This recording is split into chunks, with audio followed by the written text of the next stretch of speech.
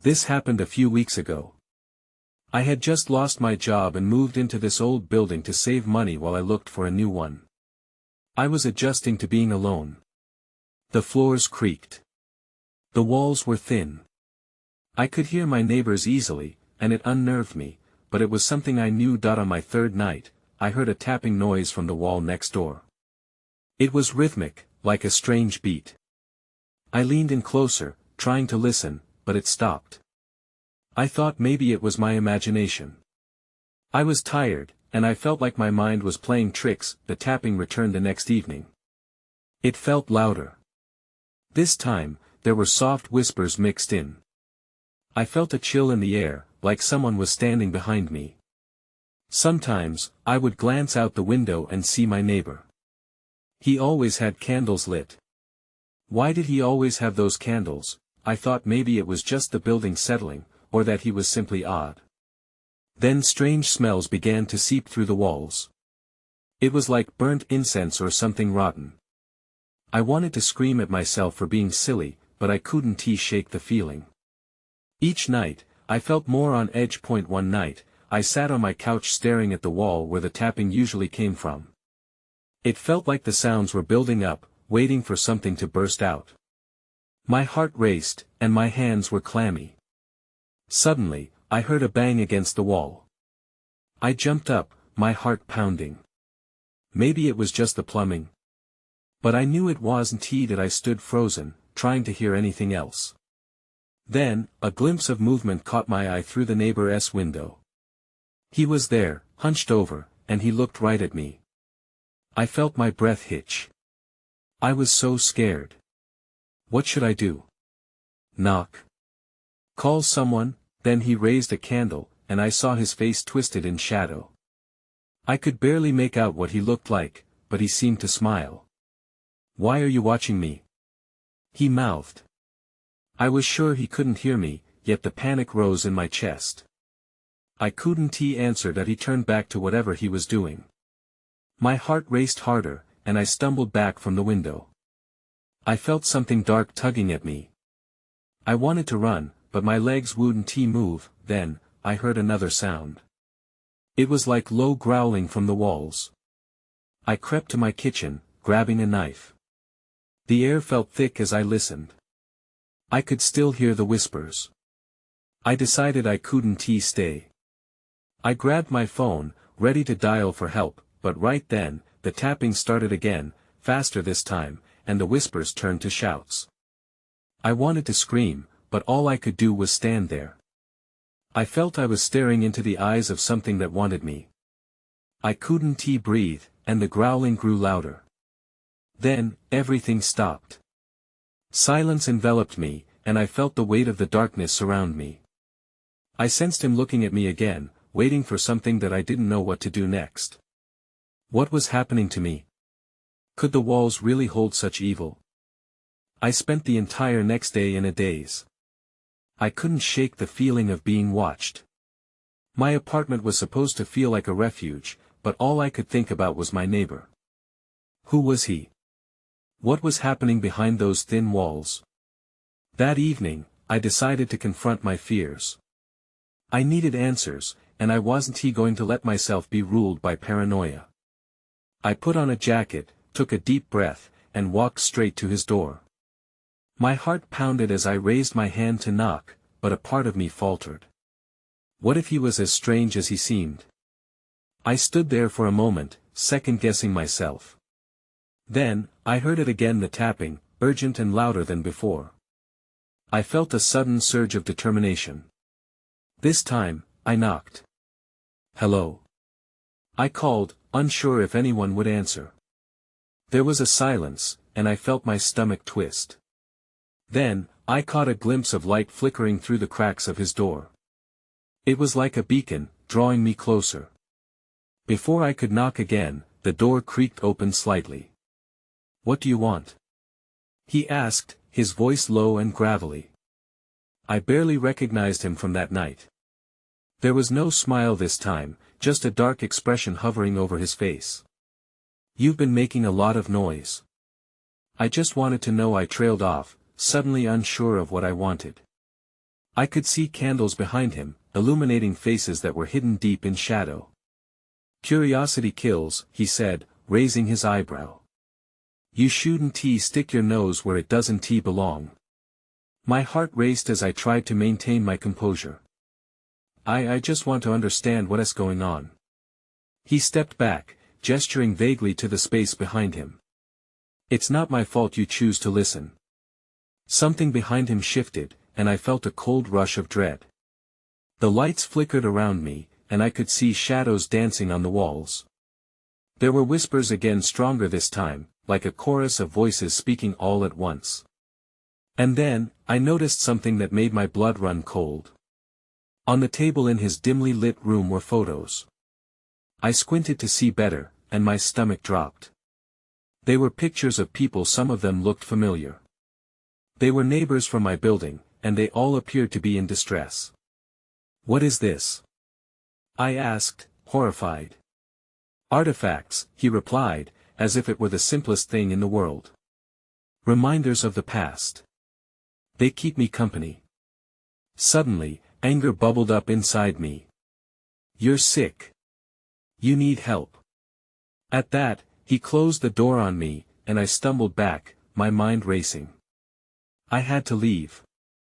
I turned to go, but the whispers grew louder. They seemed to call my name, pulling me back with unseen hands. I ran back into my apartment, slamming the door. I leaned against it, panting, trying to calm myself. But then I heard it. The tapping returned, frenzied, like footsteps racing toward me. I looked down the corridor, and my breath caught in my throat. Someone was there. It was too dark to see who, but I felt their presence, cold and menacing. Just then, I recalled the photos. In that moment, I realized I was the next subject in his twisted collection. That was when I truly panicked. I had to get out of there. Now. I ran through my apartment, frantically looking for an exit. My mind raced as I tried to remember which way led to safety. The tapping was louder now, echoing down the hallway, taunting me. I couldn't just sit there and wait for whatever was coming. Panic surged as I threw open my window. It was only a second-story drop, but my heart raced at the thought of jumping down. I looked back at the door, half expecting to see my neighbor bursting in with those photos, brandishing them like weapons. I had to think fast. I climbed out of the window, clutching the ledge for dear life. The ground felt miles away, but there was no turning back. With a leap of faith, I let go and hit the ground hard, rolling into a crouch. I glanced up, scanning my surroundings. The street was nearly empty, cloaked in an unsettling silence. My heart still thundered in my chest as I peered toward my building. Had he seen me? I took off running, my feet pounding the pavement as I turned the corner, putting distance between myself and that apartment. Every instinct screamed at me to keep moving. But where would I go? My mind raced through options. I could go to the police, but what would I tell them? My neighbor collects photos of people in distress. They'd think I was the crazy one. As I zigzagged through the quiet streets, I stumbled upon a small store still lit inside. I ducked in, desperate for a breath of normalcy. The bell jingled softly above me, but no one was there to greet me. I felt trapped by the silence that followed. I moved deeper into the store, trying to calm my racing heart. I could still see his dark eyes in my mind. The way he dismissed me, like I was nothing. I scanned the shelves, distracted, until something caught my eye. Near the back was a worn-out bulletin board covered in odd notices and faded photos: ghost towns, missing persons, and what looked like the very same people from my neighbor's collection. That a chill ran down my spine. I leaned in closer. Faces stared back at me, and I recognized several neighbors, some I had seen just days ago. How had they ended up here? I felt a sharp pang of fear. It was as if this store was a shrine to all the lives lost nearby, echoing the darkness that resided in my building. That I took a step back, breathing in the musty air, trying to process what this meant. My phone buzzed in my pocket, the sound cutting through the unsettling quiet. It was a text from an unknown number. you can't hide from him. I froze as my blood ran cold. How did they know? Was my neighbor close? I had to get out. I pushed past the door, nearly gasping for air, then I heard the door slammed shut behind me. The bell jingled again, but this time I felt a presence linger just inside. I didn't look back. I sprinted down the street, the weight of uncertainty filling my every step. I wasn't just running from my neighbor anymore, I was running from something much larger, something I couldn't yet see. I turned another corner, desperate for refuge, when I saw a shadow trailing behind me. I felt it lurking, waiting for me to stumble. That's when I knew I had to figure this out before it was too late. I found myself on a dimly lit street, the cool night air biting at my skin. I kept glancing back over my shoulder, half expecting to see that shadow slinking after me. But the street was quiet, the flickering streetlights playing tricks on my eyes. I thought about the photos, the people who seemed to disappear without a trace. The thought gnawed at me, twisting in my gut that I needed help, but who could I trust? I ducked into a narrow alley, hoping for a second to collect my thoughts. The walls loomed high around me, casting long shadows. I took a deep breath and fished my phone out of my pocket. I stared at the screen, frozen with indecision. I could call a friend, but who would believe me? Instead, I typed out a quick message to my best friend, Sarah. I need you. I'm in trouble. I hit send and prayed she'd pick up. Just as I was about to slide my phone back into my pocket, I heard footsteps echoing through the alley. My heart raced. I turned to see a figure emerging from the darkness. A man, tall with a hood pulled over his head, walked slowly toward me, his face obscured. Looking for someone? His voice was low and menacing that I took a step back, my instinct screaming to run. No, I am just passing through, I stammered. He chuckled, the sound sending shivers down my spine. You don't look like you're just passing through. He stepped closer, and I caught a glimpse of his eyes cold and calculating. That's when I saw it. His hands were tucked into the pockets of a dark coat, but something shiny glinted as he moved. A metallic flash that twisted knots of fear in my stomach. Without thinking, I pivoted and bolted, sprinting back the way I came. I dashed down the alley and onto a more populated street. My lungs burned, and panic surged anew. The night became a blur of lights and faces, the laughter of late-night revelers ringing hollow in my ears. I couldn't shake the feeling of being watched, hunted. Even that it was then that I noticed a glow ahead, a 24-hour diner. I felt desperate for safety, for warmth, for anyone to talk to. I burst through the door, the bell jingling frantically above me. The place was nearly empty, just a few scattered patrons nursing cups of coffee or late-night meals. I spotted a booth in the corner and slid into it, scanning the room for any sign of the man from the alley. As I took a moment to regain my composure, I noticed a newspaper clipping tacked to the wall near the counter. It was an old article, yellowed with age. Local woman goes missing under mysterious circumstances. My breath caught in my throat.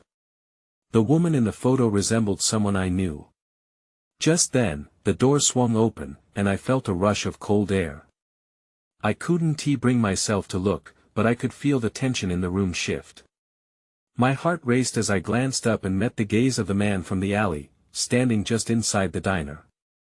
The door slammed shut behind him, and an icy dread washed over me. He was here, and I had nowhere to run. Everything I had figured out in my mind shattered into a million pieces.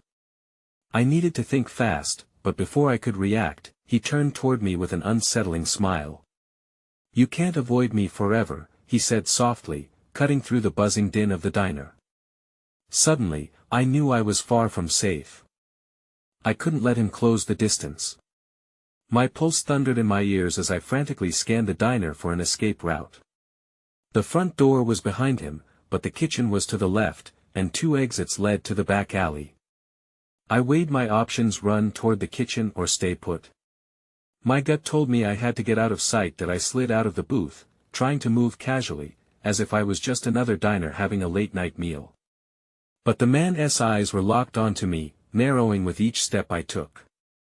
I could feel the weight of his gaze crawling across my skin. "Don't be foolish," he warned, his voice smooth but malicious. "You'll just end up in a worse situation." Panic struck again. I made a beeline to the kitchen door. The sound of clattering dishes faded as the door swung wide, revealing stainless steel counters and a faint aroma of fried food.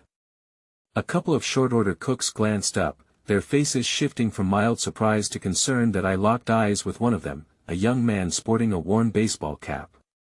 "I need help," I mouthed, urgency tightening my chest. Maybe he could call the cops or at least distract the man who followed me. "Hey, what's going on?" the cook asked, voice coarse but steady. Suddenly, the door swung open behind me, and I whirled around. The hooded figure stepped into the kitchen, and the atmosphere shifted sharply. The tension hung thick enough to slice through. "He's not here to help you," the man said, a smirk forming on his lips. "Why not join me instead?" The cook held a spatula defensively, but he was clearly outmatched. I glanced at the door to the main counter, knowing I had only seconds. I had to leave.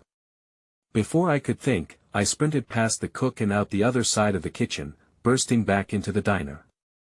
I skidded to a halt, heart pounding as I looked around. The few patrons were now watching, but no one intervened. Then, I noticed something metal on the floor near the booth I'd just vacated. A silver bracelet. I recognized it belonged to Sarah. A wave of nausea hit me. How did it end up here? A voice broke through my thoughts. "You're getting distracted, sweetheart," the man taunted, stepping forward. I darted toward the back exit, yanking the door open. The cool night assaulted me as I stumbled onto the alley, the distant sound of traffic echoing around me. An idea struck: find somewhere crowded, somewhere people could help, but then, I heard a screeching crash behind me. Turning, I saw the diner door burst open, the man now fully in view, his demeanor turning from playful to furious.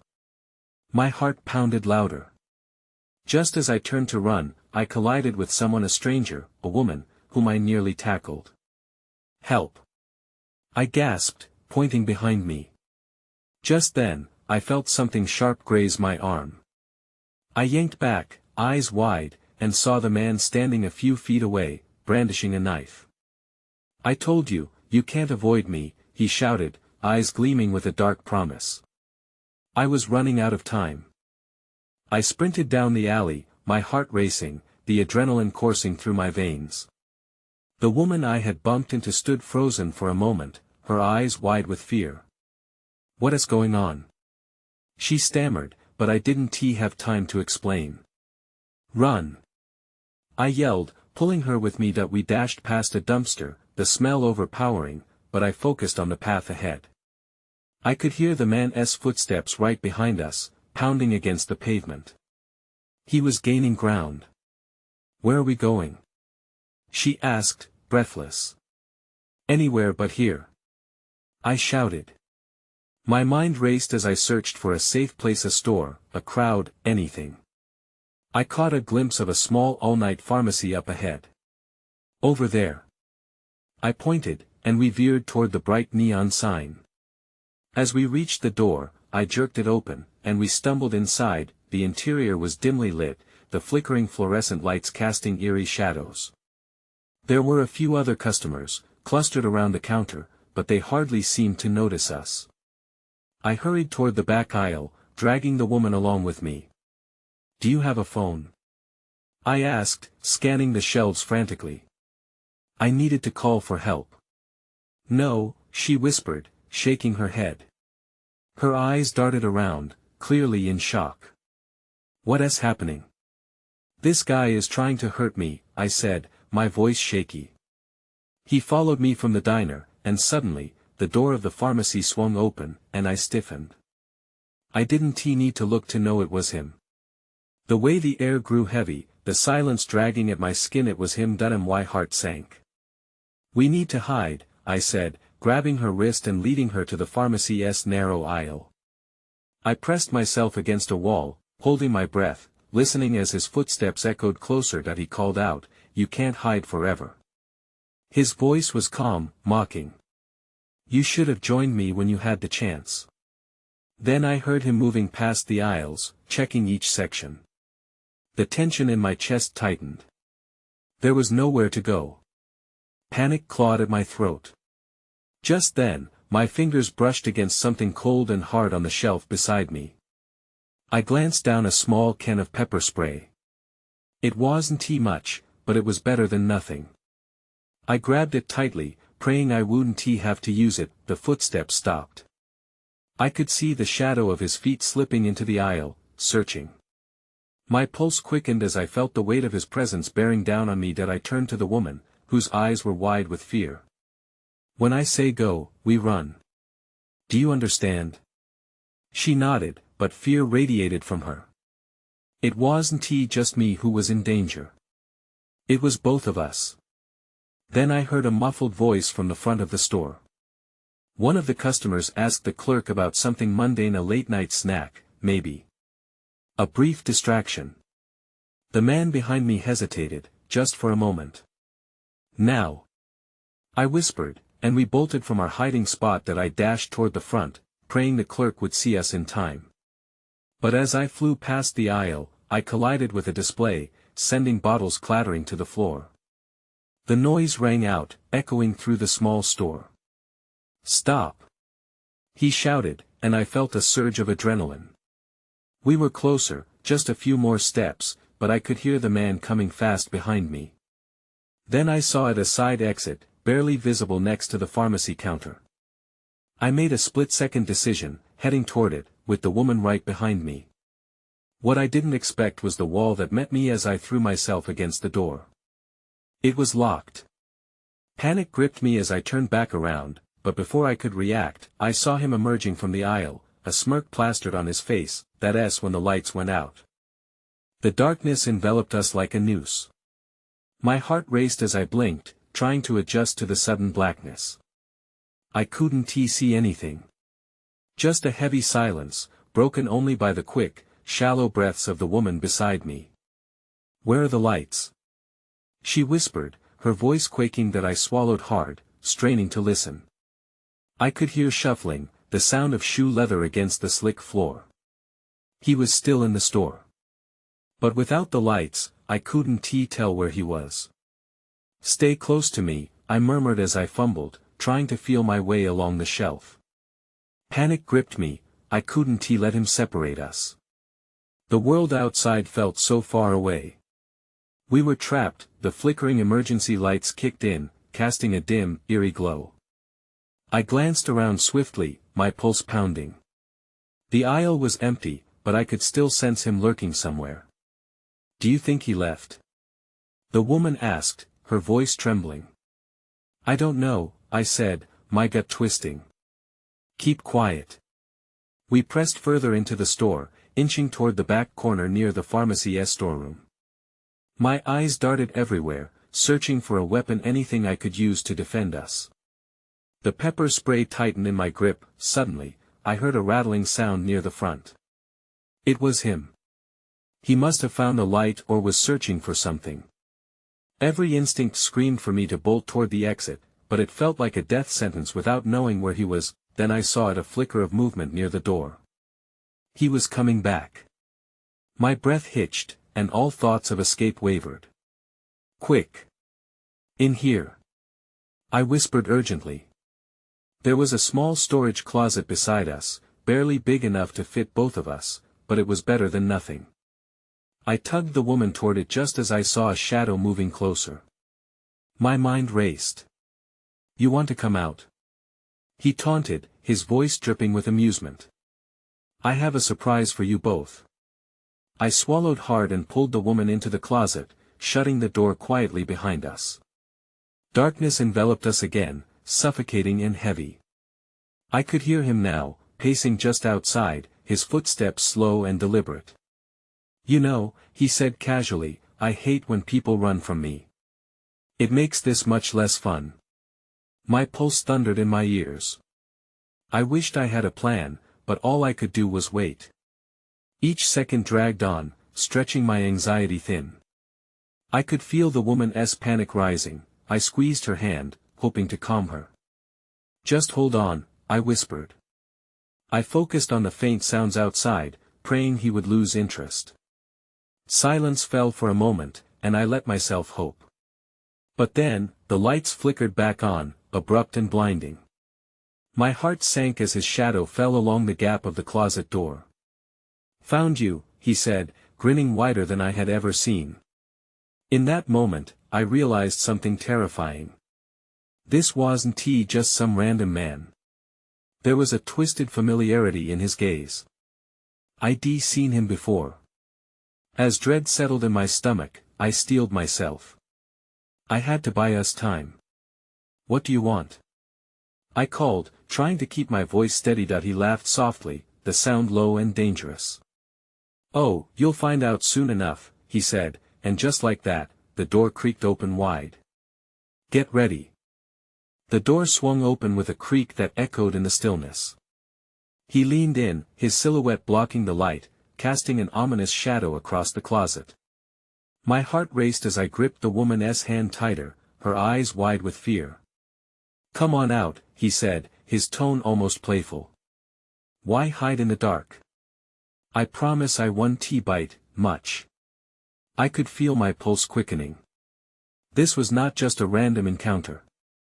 The more I stared at him, the more I felt a sick recognition. He was someone from my past, but memories were foggy and distant, like an old film replaying in slow motion. He was familiar, yet terrifying all the same. "Stay quiet," I hissed to her, and slowly, I began to inch back, hoping the darkness would conceal us just a moment longer. But he wasn't having any of it. "I don't think you understand," he said with a smirk. "This is going to be fun." Before I could react, he stepped fully into the closet space, and I instinctively shoved the woman behind me, hoping to shield her.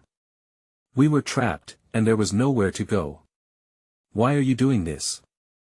I blurted out, desperate for answers, desperate for a chance to stall. I needed time to figure out our next move. "You'll see. It's all part of the game," he replied, his eyes glinting in the stark overhead light. "You always were the squeamish one. Remember that day at the park?" The memory hit like a cold wave. I did remember a day overshadowed by fear. It's what had tied me to him.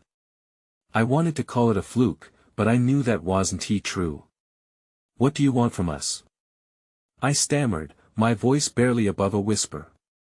"Just a little fun," he declared, stepping closer, his breath hot against my face.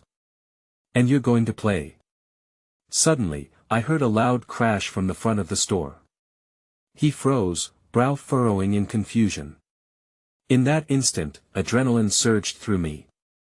"Now's our chance," I whispered urgently to the woman. I dragged her by the hand, ready to bolt past him, when he quickly turned back with a furious glare. "Oh, you're not leaving yet," he snarled, but the crash had drawn his attention enough for us to slip past him. We bolted out of the closet and into the aisle, breathless and panicked. The emergency lights flickered sporadically overhead. We barely had 10 seconds to think. I grabbed her arm and started towards the back exit, my mind racing. "Come on. We can make it," I shouted, ignoring the screams of uncertainty swelling in my chest. Just as we reached the exit, the lights burst back to life fully, illuminating the store. My body instinctively froze, and I gaped at what lay ahead. When I saw it, a blood-stained receipt displayed prominently on the floor, with a name scrawled messily in red ink. My heart plummeted. I recognized it. It was the name of someone I cared about, someone I had lost long ago. I felt the woman squeeze my hand tighter as we edged closer, terrified of the price we might have to pay for the game he had set in motion. Then, right behind us, I heard his laugh again, deeper and more menacing. "You'll never escape, not while the game is still afoot." The urgency crashed down, and I knew we had to act, but before I could, the store shook with a blinding crash, and then everything went dark once more. I couldn't see anything. The darkness swallowed us whole. My chest tightened as I strained my ears, trying to catch any sound over the pounding of my heart. I reached for the woman, feeling her trembling next to me. "Do you know where he is?" I whispered, my voice barely a breath. I don't know," she stammered. "What is happening? I don't understand." I felt my way along the wall, inching forward. It was too quiet, a silence broken only by our shaky breaths. The crash had felt like the end of the world, but now the air was heavy, as if something was lurking just out of sight. Then a flicker of light, and I could see again. A faint glow filtered through the front windows, casting eerie shadows across everything. In the dimness, I spotted shapes, shelves, bags, what looked like overturned displays. "Let us go," I urged, pulling her along. But then I froze at the sight before us. The blood-stained receipt had started to curl at the edges, as if it were alive. It was wrong, out of place in the store. "We need to leave," the woman said, her voice urgent, her eyes darting around. I nodded, my instincts screaming. I glanced back to the direction we had come from. It was deathly still now. It didn't feel right. Suddenly, the lights flickered again, illuminating a figure near the entrance. My stomach dropped. It was him, standing there, a wicked grin plastered across his face. "I told you, you can't leave," he said, his voice smooth like honey, masking the venom beneath. "What do you want?" I shouted, desperation clawing at my throat. "Just to play the game. So much has changed since we last met, but some things never do," he said, eyes glinting with a manic delight. "Let us go," I yelled, bracing myself for a confrontation. I could feel anger bubbling beneath my fear, lending me strength. He stepped further into the store, revealing the darkened corners. "No, no. The fun has just begun. You didn't think we could skip straight to the end, did you?" Panic surged as he lunged toward us. I grabbed the woman's wrist and pulled her behind a row of fallen boxes, our hearts racing in synchronicity. I could hear his footsteps approaching, reverberating against the tile floor. "We're trapped," she gasped, her body shaking. "Not yet," I replied, searching for an escape route. The back exit was too far, we wouldn't make it. But next to us, a large metal shelf leaned precariously. With a sudden decision, I shoved against it with all my might, sending it crashing toward the aisle. "Run!" I shouted. The shelf slammed down, creating a barricade that might buy us a few precious seconds. I yanked her hand, and we dashed toward the stockroom door I had noticed earlier. We had to get out. I couldn't think of what he'd do if we didn't that. Just as we reached the door, I paused for one last look back. I had to see. But all I saw was the flicker of the lights again and his furious expression morphing into something darker, more sinister. I couldn't shake the feeling that this was only the beginning, that the real game was just underway. As I swung open the door and pulled the woman through with me, I felt a cold rush. There was someone else waiting on the other side. I stumbled into the stockroom, dragging the woman behind me. The sharp sense of cleaning supplies and stale air hung around us, mingling with my rising panic. I glanced back, unsure of how long we had until the man caught up to us. Every second felt stretched, the air thick with dread. "Who is he?" The woman gasped, her eyes wide as she leaned against a shelf, trying to catch her breath. "What is happening?" "It doesn't matter right now," I said, forcing urgency into my voice. "We just have to get out." The shadows clung to the corners of the room, and a flicker of doubt gnawed at me. Was he done playing with us, or was there more twisted fun in store? I scanned the small space for another exit, biting back the fear that rose in my throat. I needed a plan. The back door led to a dark alley. We might have a chance if we could escape before he caught up. We moved slowly, hearts pounding in sync, listening for any sign of his approach. Suddenly, the lights flickered once more, and I felt a presence brushing against the edge of the darkness, watching. My heart raced as if it was trying to escape my chest. I turned to the woman. "Stay close." At that moment, I caught the sound of heavy footsteps approaching. Panic surged through me as I stared at the door leading to the alley. "We need to make a run for it," I whispered sharply.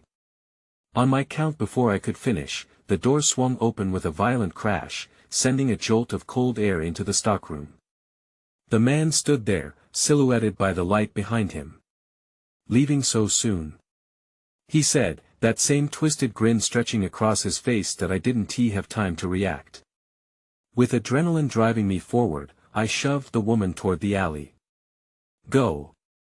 I shouted, throwing my body into the aisle to block his view. But he was faster. "You think you can just—" I felt the tension shift as I maneuvered around him, his hand barely grazing my arm. "Get out! Run!" I yelled, turning to sprint after the woman. As we burst into the alley, the night air hit my face, but I dared not falter. I glanced back, and the man was emerging from the door, the grin now twisted into a scowl. "Why do you run? The game has only just begun." His voice echoed like a threat in the empty alley that we dashed to the end, where two paths branched left into a maze of backstreets or right toward the buzz of city lights. My instincts screamed for the city, but the fear of being cornered burned deep. "Left!" I barked, and we veered into the dark, dodging trash cans and flickering lights that we sprinted through the winding streets, my breath coming in ragged gasps. I could still hear him behind us, the promise of his pursuit echoing against the brick walls. "He's right behind us," she gasped, her panic palpable. "But we need to stay together," I countered, forcing myself to navigate ahead while keeping her safe. Just a little further, we could lose ourselves in the crowd. Finally, we reached a busier street, a reprieve from the shadows. Bright neon lights filled the air with life, people buzzing around obliviously.